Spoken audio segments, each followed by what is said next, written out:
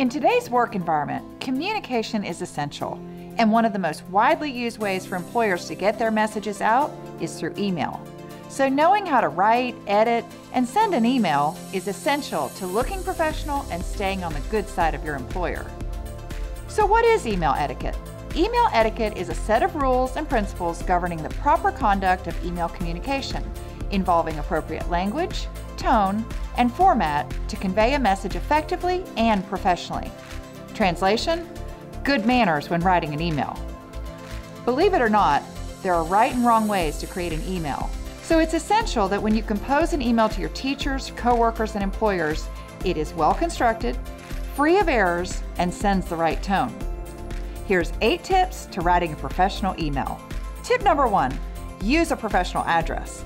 Nothing screams amateur more than an email address that we created 10 years ago when Power Rangers were still a thing.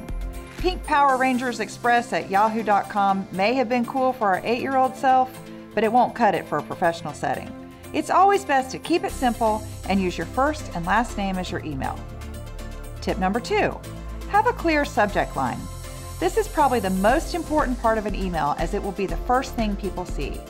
This should be a short and precise reason why you are sending the email. Tip number 3, have a professional greeting. Yo dog or what's up may be a little too friendly for a professional setting. Try Dear Mrs. Smith or Hi everyone. This shows your coworkers you respect them and their time. Tip number 4, a clear and concise body. This is the bulk of your email and will contain your main message. Writing an email is not like writing a book and should be as short and to the point as possible. Readers want to get the message and get out, so keep it simple. Tip number 5, how to end it.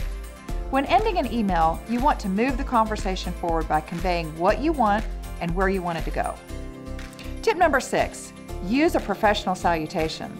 Just like your greeting, keep it professional and out of the friend zone. Try sincerely, much appreciation, or thank you for your time. Tip number 7, professional signature. Make sure you include all contact information at the end of your email so your recipient knows who you are, what your position is, what company you work for, and how you can be reached via phone or email. Tip number 8, edit, edit, edit. Nothing says unprofessional than an email with spelling and grammatical errors.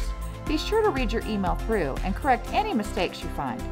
It may take a little extra time, but it will make you look and sound professional to anyone who reads it. Learning how to properly format an email can enhance academic pursuits, career prospects, and overall professional growth.